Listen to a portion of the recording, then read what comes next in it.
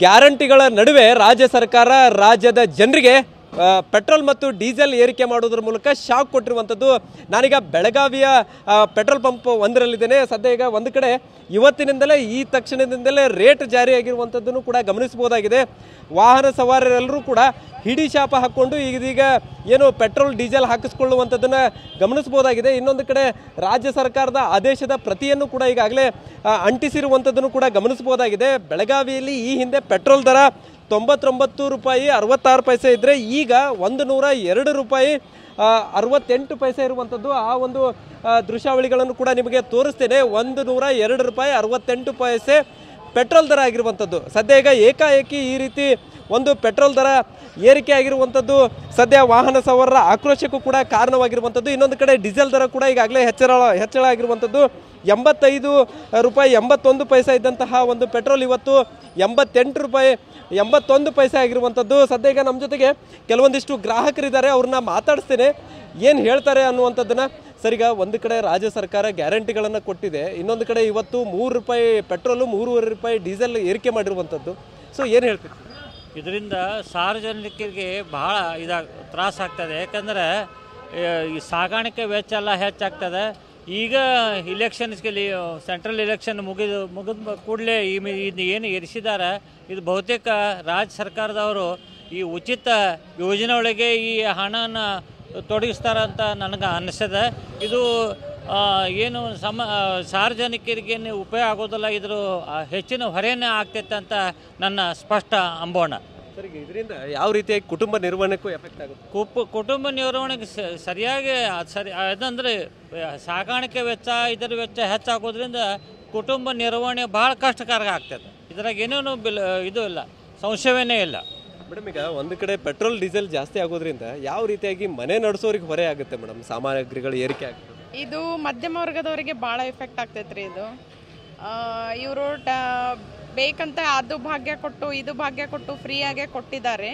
But ಅದರಿಂದ ಇಲ್ಲಿ ಏರಿಸಿ ಅಲ್ಲಿ ಭಾಗ್ಯಗಳನ್ನು ಕೊಟ್ಟರೆ ಏನೂ ಉಪಯೋಗ ಆಗೋದಿಲ್ಲ. ಇದರಿಂದ ಶ್ರೀಮಂತರಿಗೆ ಹೈ ಲೆವೆಲ್ದವ್ರಿಗೆ ಏನೂ ಎಫೆಕ್ಟ್ ಆಗೋದಿಲ್ಲ, ಮಧ್ಯಮ ವರ್ಗದವ್ರಿಗೂ ಏನೂ ಎಫೆಕ್ಟ್ ಆಗೋದಿಲ್ಲ. ಇದೆಲ್ಲ ಆಗೋದು ಮಧ್ಯಮ ವರ್ಗದವ್ರಿಗೆ ಮತ್ತು ಕೆಳವರ್ಗದವರಿಗೆ ಭಾಳ ಇಫೆಕ್ಟ್ ಆಗ್ತೈತಿ ಅಂತ ನನ್ನ ಅಭಿಪ್ರಾಯ. ಗ್ಯಾರಂಟಿ ಯೋಜನೆಗಳನ್ನು ಕೊಟ್ಟರು, ಇನ್ನೊಂದು ಕಡೆ ಇವತ್ತು ಏಕಾಏಕಿ ಈ ರೇಟ್ಗಳನ್ನು ಪೆಟ್ರೋಲ್ ಡೀಸೆಲ್ ಏರಿಸೋದ್ರಿಂದ ಈ ಬೆಲೆ ಏರಿಕೆ, ಬೇರೆ ಬೇರೆ ಪದಾರ್ಥಗಳ ಬೆಲೆ ಏರಿಕೆ ಕೂಡ ಆಗುತ್ತೆ. ಹೌದು, ಆಗತ್ತೆ. ಸಾಗಾಣಿಕೆ ವೆಚ್ಚ ಅವ್ರು ಹೇಳಿದಾಗೆ ಸಾಗಾಣಿಕೆ ವೆಚ್ಚ ಹೆಚ್ಚಾದರೆ ಇಲ್ಲಿದ ದುಡ್ಡು ಮತ್ತು ಇಲ್ಲಿದ ಟ್ಯಾಕ್ಸ್ ತಗೊಂಡು ಆ ಭಾಗ್ಯಗಳನ್ನು ಕೊಟ್ಟರೆ ಏನು ಡೆವಲಪ್ಮೆಂಟ್ ಆಗೋದು ಏನು ಅನಿಶ್ಚಿತ. ಅದು ಡೆವಲಪ್ಮೆಂಟ್ ಆಗೋದೇ ಇಲ್ಲ. ಅದು ಎಲೆಕ್ಷನ್ ಮುಗಿದ ತಕ್ಷಣ ಹೌದು, ಅದೆಲ್ಲ ಪ್ಲಾನಡೇ ಇರುತ್ತೆ. ಎಲೆಕ್ಷನ್ ಮುಗಿದ ಮೇಲೇ ಇದೆಲ್ಲ ಮಾಡ್ಬೇಕನ್ನೋದು ಪ್ಲಾನಡ್ ಇರುತ್ತೆ. ಸೊ ಇದರಿಂದ ಏನು ಈ ಹೆಣ್ಮಕ್ಳಿಗೆ ಫ್ರೀ ಕೊಟ್ಟಿದ್ದಾರೆ, ಒಂದು ಕಡೆ ರೊಕ್ಕ ಉಳಿಸಾಕತ್ತಿದ್ರಿ. ಹೌದು, ಇನ್ನೊಂದು ಕಡೆ ಇದನ್ನ ಕೊಡೋದಾಯ್ತಾ ಹೆಂಗೆ ಮೇಡಮ್? ಹೌದು, ಅದೇ ಥರ ಇದೆ. ಮತ್ತು ಎಲ್ಲಿಂದ ಗೌರ್ಮೆಂಟ್ ಎಲ್ಲಿಂದ ದುಡ್ಡು ತರಬೇಕದು? ಇಲ್ಲಿಂದ ತಗೊಂಡು ಇದೇ ದುಡ್ಡನ್ನು ಅಲ್ಲಿ ಹಾಕ್ತಾರೆ ಅಷ್ಟೇ. ಇದರಿಂದ ಯಾವುದೂ ಏನು ಭಾಗ್ಯಗಳಿಂದ ಏನೂ ಉಪಯೋಗ ಅಂತೂ ಏನಿಲ್ಲ. ಹೀಗೆ ನೋಡ್ತಾ ಇದ್ರಿ, 1 ಇಯರ್ನಲ್ಲಿ ಬಂತು, ಕಾಂಗ್ರೆಸ್ ಗೌರ್ಮೆಂಟ್ ಬಂತು. ಈ ಭಾಗ್ಯಗಳನ್ನು ಮತ್ತು ಇವು 5 ಬಿಟ್ಟಿ ಭಾಗ್ಯಗಳನ್ನು ಕೊಡೋದ್ರಲ್ಲೇ ದುಡ್ಡು ಹೊಂಟಿದೆ ಹೊರತು ಅದರಿಂದ ಏನು 1 ವರ್ಷ ಆಯ್ತು ಅಧಿಕಾರಕ್ಕೆ ಬಂದು ಏನು ಡೆವಲಪ್ಮೆಂಟ್ ಆಗಿದೆ? ಯಾವುದೂ ಏನೂ ಡೆವಲಪ್ಮೆಂಟ್ ಇಲ್ಲ. ಸೊ ಅದರಿಂದ ಎಲ್ಲ ಜನರಿಗೆ, ಮಧ್ಯಮ ವರ್ಗದವ್ರಿಗೆ, ಹೈ ವರ್ಗದವ್ರಿಗೆ ಮತ್ತು ಕೆಳವರ್ಗದವ್ರಿಗೆ ಎಲ್ಲ ಅನುಕೂಲ ಆಗೋ ರೀತಿನಲ್ಲಿ ಎಲ್ಲ ಪ್ರೈಸ್ ಇಡಬೇಕಂತ ನಮ್ಮ ಅಭಿಪ್ರಾಯ ಅಷ್ಟೇ. ರಾಜ್ಯ ಸರ್ಕಾರ ನಿಮ್ಮ ಮೇಲೆ ಹೊರೆ ಹೊರಿಸ್ತಾ ಇದೆ. ಹೌದು ಸರ್, ಯಾರೂ ಈಗ ನೋಡ್ರಿ ವೆಹಿಕಲ್ ಇಲ್ಲದೆ ಯಾರೂ ಅಡ್ಡಾಡಂಗಿಲ್ಲ, ಯಾರೂ ನಡ್ಕೋತ ಹೋಗಿ ಕೆಲಸ ಮಾಡುವಂಥದ್ದೇನಿಲ್ಲ. ಎಲ್ಲರೂ ವೆಹಿಕಲ್ ಬೇಕು, ಎಲ್ಲರ ವೆಹಿಕಲ್ಗೂ ಪೆಟ್ರೋಲ್ ಬೇಕೇ ಬೇಕು.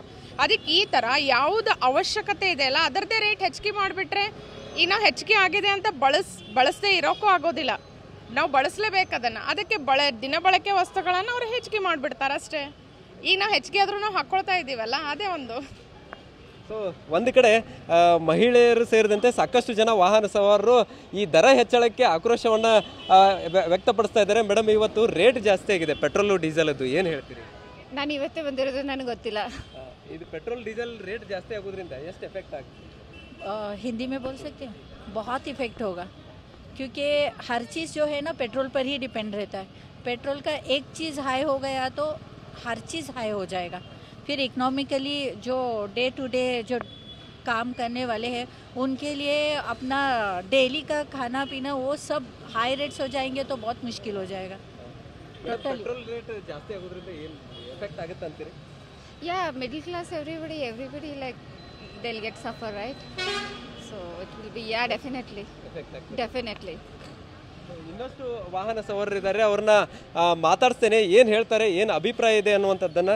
ಸರ್, ಈಗ ಒಮ್ಮೆಕ್ಲೆ ಈಗ ರೇಟ್ ಜಾಸ್ತಿ ಮಾಡಿದ್ದಾರೆ, ಪೆಟ್ರೋಲ್ 3 ರೂಪಾಯಿ ಜಾಸ್ತಿ ಮಾಡಿದ್ದಾರೆ ರಾಜ್ಯ ಸರ್ಕಾರ, ಡೀಸೆಲ್ 3.5 ರೇಟ್ ಜಾಸ್ತಿ ಆಗಿದೆ, ಏನು ಹೇಳಿ? ಇದು ರೇಟ್ ಕಮ್ಮಿ ಮಾಡ್ಬೇಕು ರೀ ಸರ್ಕಾರ, BJP ಆಗಿದೈತಿ, ಇದು ಈಗ ಸ್ವಲ್ಪ ರೇಟ್ ಕಮ್ಮಿ ಮಾಡ್ಬೇಕು ರೀ ಅವರು. ಅಂದ್ರೆ ಎಲೆಕ್ಷನ್ ಮುಗಿದಕ್ಕೆ ರೇಟ್ ಜಾಸ್ತಿ ಮಾಡಿಬಿಟ್ರು. ಎಲೆಕ್ಷನ್ ಮುಗಿದ ಮುದ್ದಾಮ್ ಜಾಸ್ತಿ ಮಾಡಿದ್ರಿ ಅವರು. ಎಲೆಕ್ಷನ್ ಸಂಬಂಧ ಅವ್ರ ಜಾಸ್ತಿ ಮಾಡಿದ್ರಿ, ಆವಾಗ ಕಮ್ಮಿ ಐತೆ, ಈಗ ಜಾಸ್ತಿ ಆಗಿದ್ರಿ. ಸರ್, ಈಗ ರೇಟ್ ಜಾಸ್ತಿ ಮಾಡಿದ್ದಾರೆ ರಾಜ್ಯ ಸರ್ಕಾರದವರು, ಏನು ಹೇಳ್ತೀರಿ? 3 ರೂಪಾಯಿ ಡೀಸೆಲ್ಗೆ ಜಾಸ್ತಿ ಮಾಡಿದ್ದಾರೆ. सर मेरे को थोड़ा कन्नड़ कम आता है. अभी रेट ज़्यादा किया? हाँ, किया हुआ है, लेकिन कम करना चाहिए, लेकिन किया है तो हमारे हाथ में तो है नहीं. अभी सरकार क्या करेगा वही अभी कम करना चाहिए. पहले बोला ये देंगे वो देंगे, लेकिन कुछ नहीं दे रहे, ऐसे ही सिर्फ हवा में गोली मार रहे थे. ಸರ್, ಈಗ ಒಂದು ರೇಟ್ ಜಾಸ್ತಿ ಮಾಡಿದ್ದಾರೆ ಪೆಟ್ರೋಲ್ ಡೀಸೆಲ್, ಏನು ಹೇಳ್ತೀರಿ? ಏನು ಗೊತ್ತಿಲ್ಲ ಸರ್, ಏನು ತುಂಬ ಕಷ್ಟ ಆಗಿದೆ. ಮತ್ತೆ ಮೊದಲೇ ರೇಟ್ ಜಾಸ್ತಿ ಇತ್ತು, ಹೌದು, ಇವತ್ತಿನ ಮತ್ತೆ 3 ರೂಪಾಯಿ ಜಾಸ್ತಿ ಆಗಿದೆ. ಹೌದು ಸರ್. ಏನು ಯಾವ ರೀತಿ ಎಫೆಕ್ಟ್ ಆಗುತ್ತೆ? ಆಗತ್ತೆ ಸರ್, ಡೈಲಿ ನಮ್ಮ ಕಮ್ಯುನಿಟಿಗೆ ತುಂಬ ಕಷ್ಟ ಆಗುತ್ತೆ ಸರ್. ಏನು ಮೊದಲು ಐ ಥಿಂಕ್ 100 ರೂಪೀಸ್ ಇತ್ತು, ಈಗ ಇವತ್ತೇನು ಹೆಚ್ಚು ಮಾಡಿದಲ್ಲ, ಏನು ಹೇಳ್ತೀವಿ sir, 3% hike is too much for us. ನಮ್ಗೆ ಅಷ್ಟು ಇನ್ಕಮ್ ಇರೋದಿಲ್ಲ, ಇವರಷ್ಟು ಹೈಕ್ ಮಾಡತ್ತಾರೆ. ಈಗ ಡೈಲಿ ವೇಜಸ್ ಮಾಡೋರಿಗೆ ತುಂಬ ಕಷ್ಟ ಆಗುತ್ತೆ ಸರ್, ತುಂಬ ಕಷ್ಟ. ಸೊ ಏನು ಹೇಳ್ತೀರಿ ಸರ್ಕಾರಕ್ಕೆ, ರಾಜ್ಯ ಸರ್ಕಾರ ಮಾಡಿರುವಂಥದ್ದು? ರಾಜ್ಯ ಸರ್ಕಾರ ಸರ್, ಸ್ಟೇಟ್ ಗೌರ್ಮೆಂಟ್ ಸರ್ ಏನು ಹೇಳ್ಬೇಕು ಸರ್, ಈಗ ಒಂದ್ಸಲ ನಮಗೆ ಸೆಂಟ್ರಲ್ ಗೌರ್ಮೆಂಟ್ ರಿಲೀಫ್ ಕೊಡ್ತಾರೆ, ಸ್ಟೇಟ್ ಗೌರ್ಮೆಂಟ್ ಹೈಕ್ ಮಾಡ್ತಾರೆ. ಸ್ಟೇಟ್ ಗೌರ್ಮೆಂಟ್ ಹೈಕ್ ಮಾಡಿದರೆ ಸೆಂಟ್ರಲ್ ಗೌರ್ಮೆಂಟ್ ರಿಲೀಫ್ ಕೊಡ್ತಾರೆ, ಎಲ್ಲ ಒಂದೇ ಸರ್. ಇಂಡಿಯನ್ ಪಬ್ಲಿಕ್ಕಿಗೆ ತುಂಬ ಕಷ್ಟ ಆಗುತ್ತೆ. Thank you. ಸರ್, ಈಗ ರೇಟ್ ಜಾಸ್ತಿ ಆಗಿದೆ, ಇವತ್ತಿಂದ 3 ರೂಪಾಯಿ ಪೆಟ್ರೋಲು, ಡೀಸೆಲ್ 3.5 ಜಾಸ್ತಿ ಮಾಡಿದ್ದಾರೆ ರಾಜ್ಯ ಸರ್ಕಾರದವರು, ಏನು ಹೇಳ್ತೀವಿ? ಏನಿಲ್ಲ ಸರ್, ಹಿಂದಿ ಮೇ ಬೋಲೆಗಾ ಚಲೇಗಾ. ಕನ್ನಡದಾಗ ಹೇಳ್ರಲ್ಲ, ಏನು ಸರ್ಕಾರ ಏನು ಈ ರೀತಿ ಮಾಡಿದರೆ ಹೆಂಗೆ ಜೀವನ ನಡೆಸೋದಂತೀವಿ? बहुत प्रॉब्लम है. इतने दिन के बाद में पेट्रोल जंप हुआ सर. इतने दिन जो चला था बहुत अच्छा था, अभी एकदम से ऐसा हो जाएगा तो थोड़ा दिक्कत हो जाएगी, क्योंकि काम में सैलरी उतनी नहीं है, इनकम कम है और खर्चा ज़्यादा होके बैठा है सर. ಇನ್ನೂ ಕೆಲವೊಂದಿಷ್ಟು ಜನ ಇದ್ದಾರೆ, ಕೆಲಸ ಮುಗಿಸ್ಕೊಂಡು ಹೋಗೋರು ಇದ್ದಾರೆ. ಸರ್, ಇವತ್ತಿಂದ ರೇಟ್ ಜಾಸ್ತಿ ಮಾಡಿದ್ದಾರೆ ಪೆಟ್ರೋಲು ಡೀಸೆಲು, ಏನು ಹೇಳ್ತೀರಿ ಸರ್? ತುಂಬ ಅನ್ಯಾಯ ಸರ್ ಇದು ಹೇಳ್ಬೇಕಾದ್ರೆ. ಆ್ಯಕ್ಚುಲಿ 3 ರೂಪಾಯಿ ಜಾಸ್ತಿ ಆಗಿದೆ ಸರ್. 3 ರೂಪಾಯಿ ಜಾಸ್ತಿ ಆಗಿದೆ ಸರ್. ಇವಾಗ ಡೈಲಿ ಪಗಾರ ಎಷ್ಟು ಬೀಳ್ತಾ ಇದೆ, ಸರ್ಕಾರ ಭಾಳ ಅನ್ಯಾಯ ಮಾಡ್ತಿದೆ ಜನಕ್ಕೆ.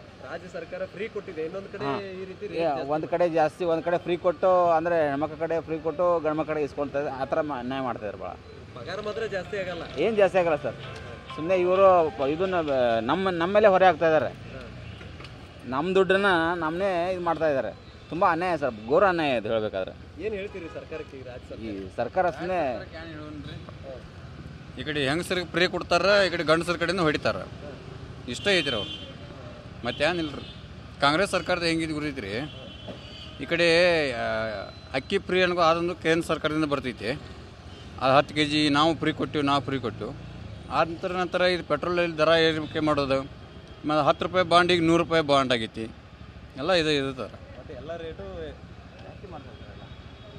ಸೊ ಇದಿಷ್ಟು ಸದ್ಯ ಈಗ ಬೆಳಗಾವಿಯಲ್ಲೂ ಕೂಡ ಈ ಒಂದು ಏಕಾಏಕಿ ಪೆಟ್ರೋಲ್ ಮತ್ತು ಡೀಸೆಲ್ ದರ ಏರಿಕೆಗೆ ಸಾಕಷ್ಟು ಆಕ್ರೋಶ ಕೂಡ ವ್ಯಕ್ತವಾಗ್ತಾ ಇರುವಂಥದ್ದು. ಗ್ಯಾರಂಟಿ ಯೋಜನೆಗಳಿಂದ ನಮ್ಮ ಮೇಲೆ ಹೊರೆ ಹಾಕ್ತಾ ಇದ್ದಾರೆ ಅನ್ನುವಂಥ ಮಾತನ್ನು ಕೂಡ ಇಲ್ಲಿರುವಂತಹ ವಾಹನ ಸವಾರರು ಹೇಳ್ತಾ ಇರುವಂಥದ್ದು. ಕ್ಯಾಮರಾಮನ್ ಪ್ರವೀಣ್ ಜೊತೆ ಸಹದೇವ್ ಮನೆ TV9 ಬೆಳಗಾವಿ.